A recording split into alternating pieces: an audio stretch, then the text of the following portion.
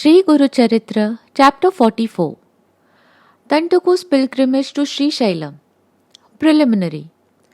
This chapter describes Shri Narsimha Saraswati taking the weaver Tantuku to Sri Shail Parvat in a trice on the holy Shivratri day by his mystical power, and his narration of the Shivratri Mahima and the story of King Vimarsan.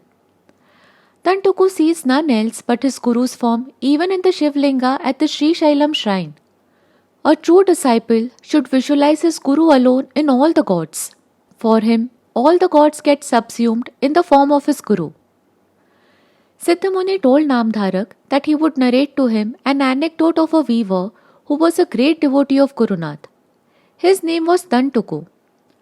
Tantuku used to come to Gurunath daily for his darshan. He used to sweep and clean the precincts of the mutt every day. A little before Shivratri, people were setting out on a pilgrimage to Sri Shailam for Lord Mallikarjun's, that is Jyotirlinga darshan. Tantuku's parents also decided to go, and they wanted their son also to accompany them. Tantuku knew that Gurunath was Lord Mallikarjun, and therefore there was no need at all for him or anybody to go all the way to Sri Shailam for the Lord's darshan. The parents could not prevail upon him to join the pilgrim party, and the son stayed behind while all the relations and parents went.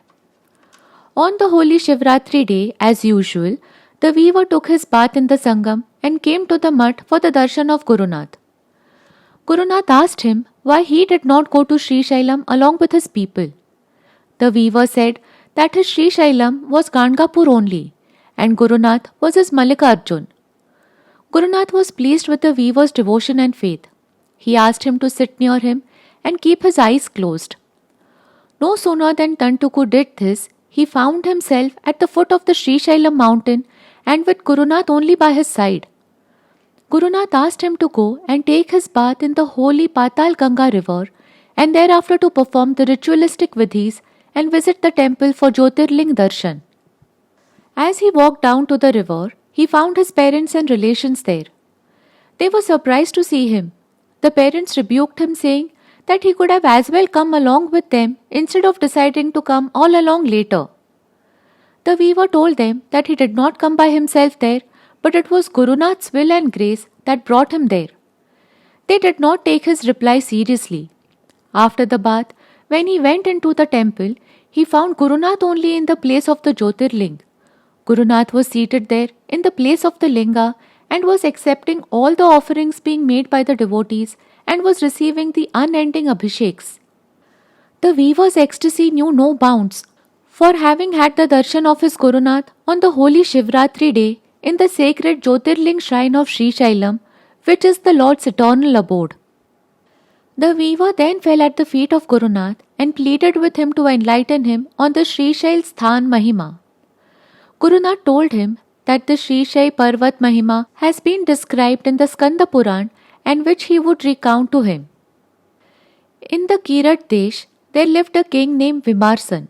He was a very valiant person. He made many conquests and was always victorious. But he was a very sensuous person. He lacked moral rectitude. But even so, he had one saving virtue, that was his devotion to Lord Shiva. Every month on the Shivratri day, he used to do the Jagran, that is, keeping awake the whole night worshipping Shiva. On other days, he used to mostly enjoy himself with women, music and dance. His wife Kumudvati was a very pious lady. She was always worried about her husband's licentious nature. She always tried to persuade him that he should change his mode of life. She used to tell him that while he professed his devotion to Shiva, his behavior and conduct were most unbecoming of a devotee. She told him that she was at a loss to understand how with such a sensuous and indulgent nature he ever came to cherish the devotion to Shiva at all. Thereupon the king started narrating the account of his previous life. In his previous life, he was a dog wandering in the streets of the city of Pampa. On one Shivratri day, curious to know what was happening inside the temple, where thousands of people were going in, he also went in. He was also hoping that he would be able to get something to eat there and allay his hunger. As soon as he entered inside the precincts, the people there took hold of a stick to drive him out. The dog started running, but inside the temple compound itself. While being chased, it ran around the main temple of the shrine 3 times. While running, it could get the glimpse of the holy shrine inside where Shivratri Puja was being performed. But it got a good beating. Not being able to get anything to eat, it had to go without food that night. Because of the severe beating it received, and added to it due to hunger, the dog died. But the merit which it got through the darshan of the puja, the pradakshinas, and the fast it underwent, although unknowingly and with the least intention, resulted in it being born as a king in the next life. But he was not able to shed the habits, samskaras, that characterized the previous life as a dog. If he, as a dog, had done the pradakshina and fast with a little understanding at least, he would have been able to shed the dog vasanas completely and would not have had this wayward and sensuous mind in this life. The queen asked the king if he could tell her what her previous birth was and let her know about it. The king told her that she was a pigeon in her previous birth. One day she saw a large piece of meat lying on the ground. She picked it up in her beak. While she was flying in the sky with it, a kite saw it and started chasing her. The pigeon started flying with all its strength, and in the process of being chased and in its flight for escape from the kite, it happened to fly around the Shri Parvat 3 times. In the end, however, the kite caught hold of it and killed it and ate it up. But because of the 3 pradakshinas which she happened to do, though unintentionally, the pigeon donned great merit and was born as a queen in this life. The queen was very keen to know if the king could tell her how her future birth would be. The king told her about that also.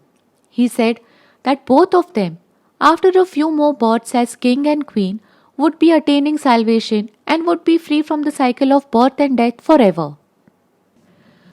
Guru Nath thus told the weaver about the Shivratri Mahima at the holy Sri Shailam itself. Guru Nath asked the weaver to touch his padukas and then close his eyes. No sooner than the weaver did this, he was back in the mutt at Gangapur, seated in the presence of Guru Nath. Thus ends the 45th chapter of Shri Guru Charitra, describing Sri Shaila Mahima. Glory to the all-merciful, the omnipresent, and the ever-responsive Guru Nath. Om Shri Guru Bhyo Namaha.